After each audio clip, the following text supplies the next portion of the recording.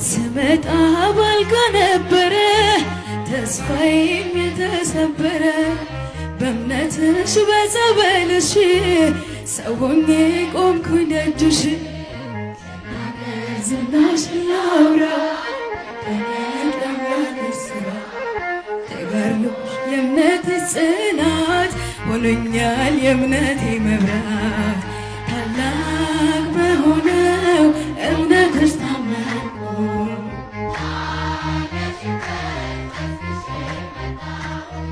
እናቴ ክብርሽን አልግሼ ሆንኩኝ እንደ ሕፃን ታድሼ እናቴ ቅድስት አርሴማ ዝናሽ ለዓለም ተሰማ